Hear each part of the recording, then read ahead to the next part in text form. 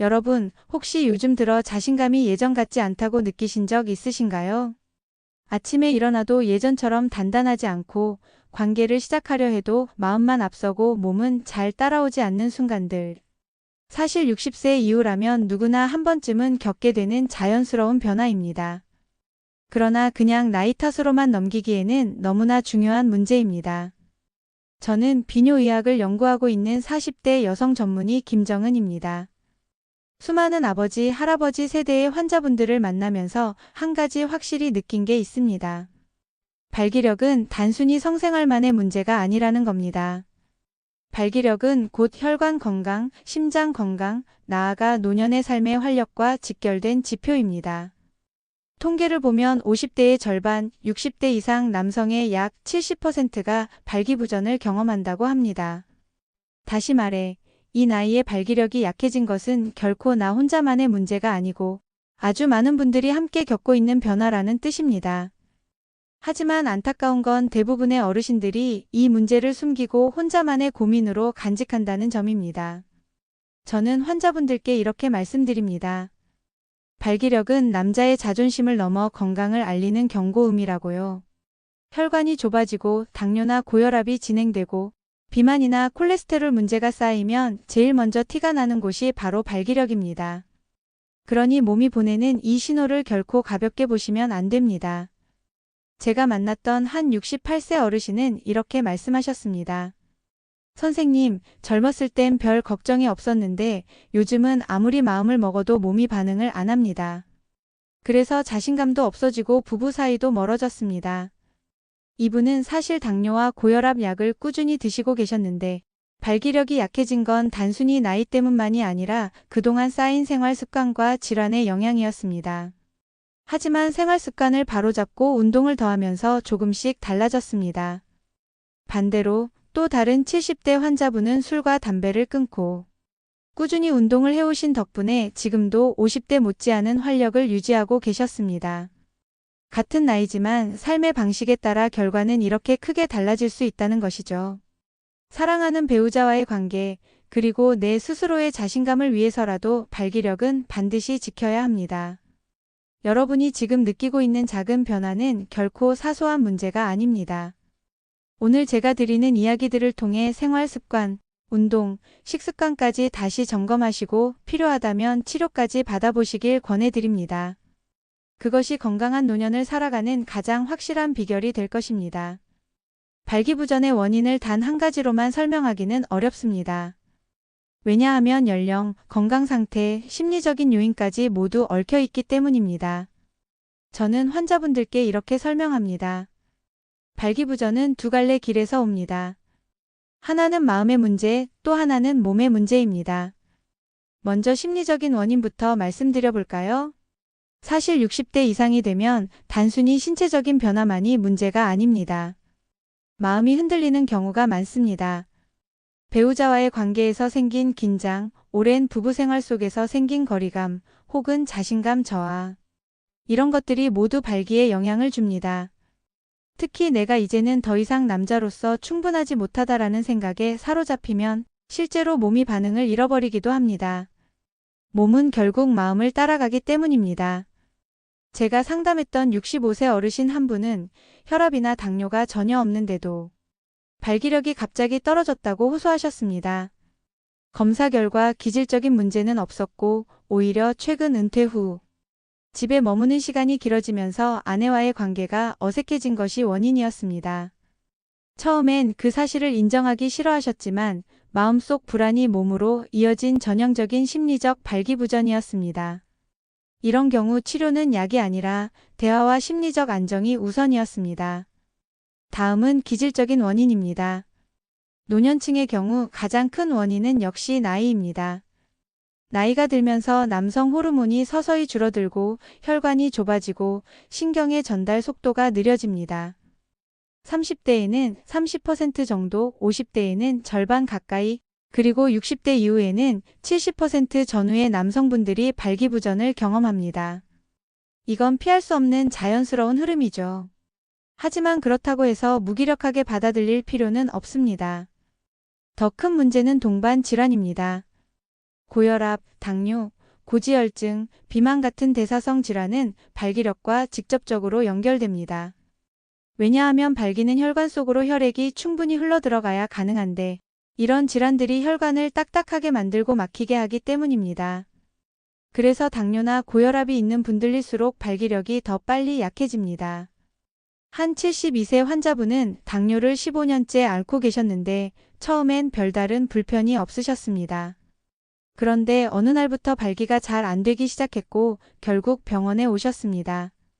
검사해보니 음경으로 가는 혈류가 현저히 줄어 있었습니다. 단순히 혈당 수치만 관리한다고 해결되는 게 아니라 혈관 건강 전반을 챙겨야 발기력이 유지된다는 사실을 보여주는 사례였습니다. 또 다른 원인으로는 약물의 부작용이 있습니다. 고혈압 약, 항우울제, 일부 심장약 등은 발기력에 영향을 줄 수 있습니다. 물론 모든 약이 그런 건 아니고 또 반드시 필요한 약이기 때문에 함부로 끊어서는 안 됩니다. 다만 복용 후 발기력이 달라졌다면 반드시 전문의와 상의하셔야 합니다. 그리고 마지막으로는 흡연과 음주입니다. 흡연은 발기력에 있어 가장 치명적입니다. 담배 한 모금으로도 음경혈관이 바로 수축해 힘이 빠질 수 있습니다. 술 역시 혈액순환을 방해하고 신경 전달을 느리게 만들어 발기를 방해합니다. 이 두 가지를 끊는 것만으로도 발기력이 눈에 띄게 개선되는 분들이 많습니다. 정리하자면 발기부전은 마음에서 시작되기도 하고 몸에서 비롯되기도 합니다. 그러나 더 중요한 건 이 모든 요인들이 결국 서로 연결되어 있다는 사실입니다. 마음이 불안하면 몸이 반응하지 않고 몸이 약해지면 마음도 위축됩니다. 그래서 이 문제를 해결하기 위해서는 원인을 하나하나 찾아내고 생활 습관부터 교정해 나가는 것이 무엇보다 중요합니다. 이제는 발기력을 떨어뜨리는 가장 큰 적들을 하나씩 짚어보겠습니다. 사실 원인을 알면 절반은 이미 해결한 것이나 다름없습니다. 그런데 많은 분들이 잘못된 습관을 그대로 유지하면서 나이가 드니 당연히 그렇겠지라고 넘기곤 합니다. 하지만 알고 보면 이 나이에 오히려 반드시 피해야 하는 습관들이 있습니다. 첫 번째 적은 흡연입니다. 담배가 발기력에 미치는 영향은 생각보다 훨씬 빠르고 치명적입니다. 담배를 피우면 혈관이 순간적으로 수축하면서 음경으로 가야 할 혈류가 줄어듭니다. 그래서 담배를 피운 직후 바로 발기가 풀려버리는 걸 경험하는 분들도 계십니다. 단순히 폐 건강의 문제가 아니라 발기력의 가장 직접적인 적이라는 점을 기억하셔야 합니다. 70대 환자 한 분은 술은 끊어도 담배는 못 끊겠다 하셨는데 결국 담배를 줄이지 못하면서 발기력도 점점 더 약해졌습니다. 본인도 아셨습니다. 담배가 바로 원인이라는 걸요. 두 번째는 과도한 음주입니다. 술은 일시적으로 긴장을 풀어주는 것 같지만 사실은 신경 전달 속도를 떨어뜨리고 혈액순환을 방해합니다. 술을 마신 상태에서는 잠시 흥분은 되지만 막상 발기가 오래가지 못하는 경우가 많습니다. 특히 60대 이후에는 간 기능도 약해지고 약물 복용도 늘어나기 때문에 술이 발기력에 미치는 영향이 훨씬 더 크게 다가옵니다. 세 번째는 운동 부족입니다. 노년층에서 운동 부족은 단순히 체중 증가만의 문제가 아닙니다. 운동을 하지 않으면 근육량이 줄어들고 혈관도 점점 좁아지며 혈액순환이 약해집니다. 결국 발기력은 점점 더 약해집니다. 실제로 꾸준히 걷거나 하체 근력 운동을 하는 분들은 나이가 들어도 발기력이 유지되는 경우가 많습니다. 반대로 소파에 앉아 텔레비전만 보며 하루를 보내는 생활은 발기력을 가장 빠르게 무너뜨립니다. 네 번째는 수면 부족과 수면 무호흡증입니다. 잠을 깊이 자지 못하거나 수면 중에 코골이와 무호흡이 심한 분들은 발기력이 더 빨리 떨어집니다. 밤사이 몸은 호르몬을 회복하고 혈액순환을 조율해야 하는데 잠을 제대로 못 자면 이 과정이 이루어지지 않기 때문입니다. 아침 발기가 줄어든 것도 결국 수면의 질과 밀접하게 연결되어 있습니다. 다섯 번째는 만성 질환 관리 소홀입니다. 고혈압, 당뇨, 고지혈증, 비만 같은 대사성 질환을 방치하면 반드시 발기력이 약해집니다. 이들 질환은 혈관 벽을 딱딱하게 만들고 음경으로 가는 혈류를 점점 더 줄여버립니다. 특히 당뇨 환자의 경우 발기부전 발생 위험이 정상인보다 3배 이상 높습니다. 그런데도 많은 분들이 혈당이나 혈압은 대충 조절하면서 발기력만은 따로 챙기려고 하시는데요. 사실은 같은 문제입니다. 혈관이 건강해야 발기도 건강합니다. 여섯 번째는 약물 부작용입니다. 고혈압약, 일부 심장약, 항우울제 등이 발기력을 떨어뜨릴 수 있습니다. 그렇다고 약을 끊을 수는 없습니다. 반드시 필요한 약이니까요. 하지만 복용 후 달라진 점이 있다면 전문가와 상의해야 합니다. 약을 바꾸거나 조정하는 것만으로도 발기력이 회복되는 경우가 있기 때문입니다. 마지막으로 제가 꼭 강조하고 싶은 건 심리적 스트레스입니다. 은퇴 후 사회적 역할이 줄어들고 가정에서의 위치가 변하면서 마음이 약해지면 발기력도 빠르게 무너집니다. 발기력은 단순한 신체 현상이 아니라 삶 전체의 에너지와 연결된 지표이기 때문에 마음의 상태가 무엇보다 중요합니다. 배우자와의 갈등, 자신감 상실, 외로움 같은 것들이 모두 발기부전으로 이어질 수 있습니다. 결국 정리하면 흡연과 음주, 운동 부족, 수면 장애, 만성 질환 관리 소홀, 약물 부작용, 그리고 스트레스. 이 7가지가 발기력의 가장 큰 적입니다. 이 중에서 두세 가지만 겹쳐도 발기력은 빠르게 무너집니다. 하지만 반대로 이 적들을 하나씩 줄여나가면 발기력은 놀라울 정도로 회복될 수 있습니다.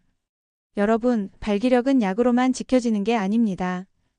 바로 오늘부터 어떤 습관을 바꾸느냐에 따라 10년 후, 20년 후의 삶이 완전히 달라질 수 있습니다.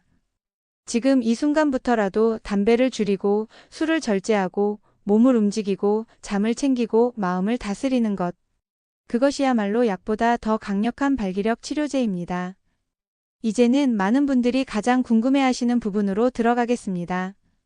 바로 발기부전의 치료 방법입니다. 많은 환자분들이 처음 제 진료실에 오실 때 이렇게 물어보십니다. 선생님, 약을 먹으면 괜찮아지나요? 수술을 해야 하나요? 그런데 제가 가장 먼저 드리는 대답은 이겁니다. 생활 습관을 고치지 않으면 약도 오래가지 않습니다.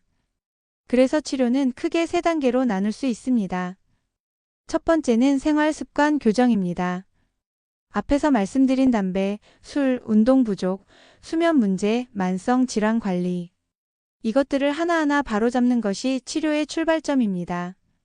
실제로 술과 담배를 끊고 규칙적인 운동을 시작하는 것만으로도 발기력이 놀랍도록 회복되는 분들을 저는 많이 봤습니다. 한 66세 환자분은 비아그라를 복용해도 효과가 거의 없었는데 생활 습관을 바꾸고 1년이 지나자 약 없이도 아침 발기가 돌아왔습니다. 그만큼 기본이 중요합니다. 두 번째는 약물 치료입니다.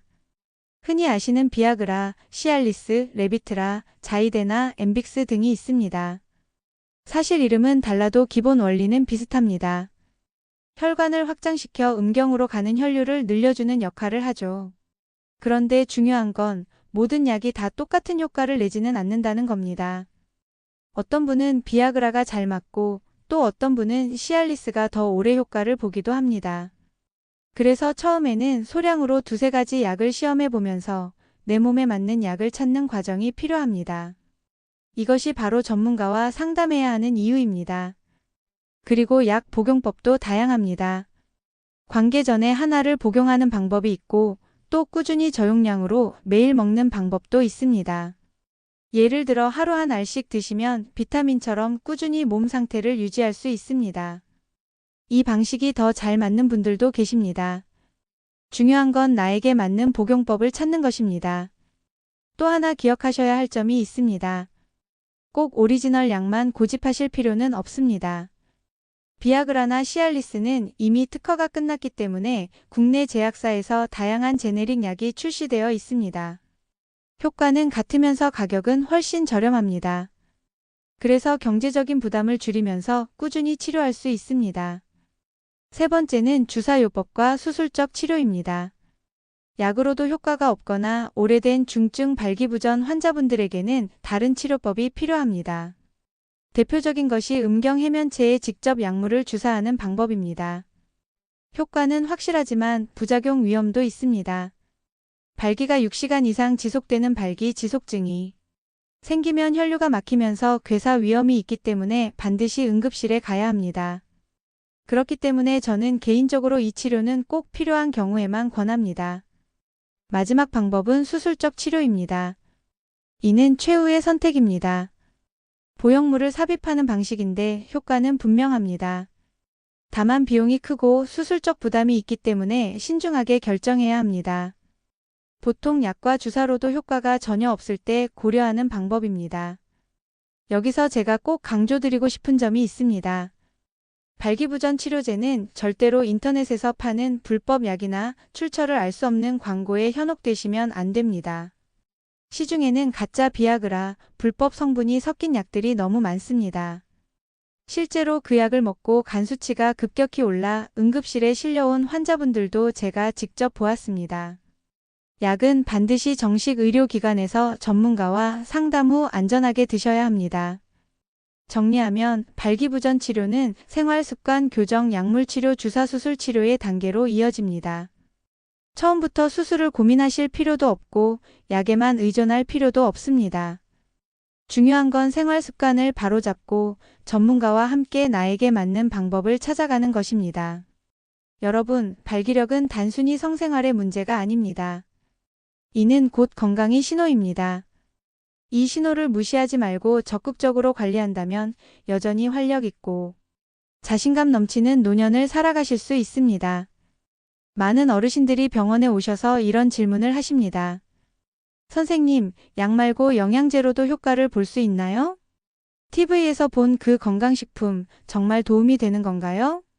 오늘은 이 부분을 조금 더 정확하게 짚어드리겠습니다. 먼저 분명히 말씀드리고 싶은 건 발기부전을 직접적으로 치료하는 건강기능식품은 아직 없습니다. 비아그라나 시알리스처럼 의학적으로 발기력 개선을 인증받은 건 모두 전문 의약품뿐입니다. 약국에서 처방전 없이 살 수 있는 제품 중에는 발기력 향상에 대한 공식적인 허가를 받은 성분이 단 하나도 없습니다. 이 사실을 꼭 기억해 두셔야 합니다. 그렇다면 왜 이렇게 많은 영양제들이 남성 활력밤이 달라진다는 식으로 광고를 할까요? 그 이유는 대부분이 남성 갱년기에 도움을 줄 수 있다는 점을 강조하기 때문입니다. 남성 갱년기는 남성 호르몬이 줄면서 생기는 피로감, 의욕 저하, 우울감 같은 증상인데 이것과 발기력 저하가 자주 겹치다 보니 마치 같은 문제처럼 홍보하는 겁니다. 하지만 발기부전과 갱년기는 다릅니다. 헷갈리시면 안 됩니다. 그럼에도 불구하고 실제로 간접적으로 도움이 될 수 있는 영양 성분들이 있기는 합니다. 첫 번째는 아르기닌입니다. 아르기닌은 아미노산의 일종으로 우리 몸에서 산화질소에노라는 물질을 만들어내는데 이 산화질소가 혈관을 이완시켜 혈액이 더 잘 흐르도록 돕습니다. 발기력은 혈류가 음경으로 충분히 가야 가능한데 아르기닌이 이 과정에 도움을 줄 수 있습니다. 다만 효과가 비아그라처럼 강력한 것은 아니고 개인차가 있습니다. 두 번째는 피크노제놀입니다. 프랑스 해안 송진에서 추출한 항산화 성분인데 아르기닌과 함께 복용했을 때 발기 지속 시간이 늘어난다는 연구 결과가 있습니다. 항산화 작용으로 혈관을 건강하게 하는 효과가 있기 때문에 특히 고혈압이나 당뇨가 있는 분들에게 보조적으로 도움이 될 수 있습니다. 세 번째는 아연입니다. 아연은 전립선 건강과 깊이 연관되어 있습니다. 전립선에는 다른 세포보다 훨씬 많은 아연 수용체가 있기 때문에 아연이 부족하면 전립선 기능이 떨어지고 그 결과 발기력에도 영향을 줄 수 있습니다. 굴, 소고기, 호박씨 같은 음식에도 아연이 풍부하니 식단에서 챙기는 것도 좋습니다. 네 번째는 마카입니다. 페루 안데스 지방에서 자라는 뿌리채소로 남성 호르몬 수치를 안정화시키고 성욕을 높이는 데 도움을 준다고 알려져 있습니다. 직접적으로 발기를 강하게 만드는 건 아니지만 성욕이나 활력을 높여 발기력에 간접적으로 긍정적인 영향을 줄 수 있습니다. 이 외에도 시트룰린, 오르니틴 같은 아미노산 조합은 간 해독을 돕고 혈류 개선에 간접적으로 기여할 수 있습니다. 그래서 운동하는 분들이 보조제로 많이 사용하기도 합니다. 하지만 여기서 반드시 조심해야 할 점이 있습니다. 아르기닌은 혈압을 낮추는 작용이 있기 때문에 저혈압이 있는 분들에게는 위험할 수 있습니다. 또 입술 헤르페스가 자주 나는 분들은 아르기닌이 바이러스를 활성화시킬 수 있으니 피하셔야 합니다. 암 환자분들도 아르기닌을 함부로 드시면 암세포의 성장을 자극할 수 있기 때문에 반드시 주의가 필요합니다. 그리고 무엇보다 중요한 건 불법 광고에 속지 말라는 것입니다. 요즘 인터넷이나 유튜브에서 한 번 먹으면 밤새 강해진다. 비아그라보다 더 강력하다 같은 광고를 보신 적 있으실 겁니다. 하지만 이런 광고는 모두 허위이거나 과장입니다. 성분을 자세히 보면 그냥 일반 식품에 불과한 경우가 많습니다. 예를 들어 소팔메토 같은 경우는 전립선 비대증 개선에 도움을 줄 수 있다는 허가는 있지만 발기력 향상과는 전혀 관계가 없습니다. 그런데도 발기에 좋다고 포장해서 판매하는 겁니다. 실제로 이런 광고 제품을 드시고 간 수치가 치솟거나 설사, 구토 같은 부작용으로 응급실에 오신 어르신들도 많습니다. 건강을 지키려다가 오히려 건강을 해치게 되는 거죠. 결론적으로 영양제는 보조제일 뿐입니다. 도움이 될 수는 있지만 발기부전을 근본적으로 해결하지는 못합니다. 대신 균형 잡힌 식습관, 충분한 단백질, 좋은 지방, 오메가3, 채소와 과일을 챙겨 드시는 것이 훨씬 더 안전하고 효과적인 방법입니다. 약을 복용해야 한다면 반드시 전문가와 상의하시고 영양제는 어디까지나 보조로 활용하는 것이 좋습니다. 여러분, 발기력을 지키는 길에는 지름길이 없습니다. 하지만 분명한 길은 있습니다. 안전하고 검증된 방법을 선택하는 것, 그것이야말로 건강한 노년을 살아가는 현명한 길입니다. 마지막으로 꼭 기억하셔야 할 것이 있습니다. 발기력은 단순히 성생활의 문제가 아니라 노년의 건강 전체를 보여주는 거울입니다. 지금 내 발기력이 약해졌다는 건 내 혈관이 약해졌다는 뜻이고 내 심장이 경고음을 보내고 있다는 의미일 수도 있습니다. 따라서 발기력을 관리하는 것은 곧 건강한 노년을 살아가기 위한 필수 조건입니다. 여러분, 오늘 말씀드린 생활 습관과 운동을 하나하나 실천해 보십시오. 처음엔 작은 변화일지라도 시간이 지나면 몸이 분명히 달라질 것입니다. 자신감도 되찾으실 수 있습니다. 저는 언제나 이렇게 말씀드립니다. 발기력은 곧 삶의 힘이다. 여러분이 활력을 되찾고 건강하고 당당한 노년을 살아가시길 진심으로 바랍니다. 오늘 영상이 도움이 되셨다면 구독과 좋아요 눌러주시고 주변 분들에게도 꼭 알려주시기 바랍니다. 이것이 단순한 정보가 아니라 누군가의 삶을 바꾸는 중요한 메시지가 될 수 있습니다.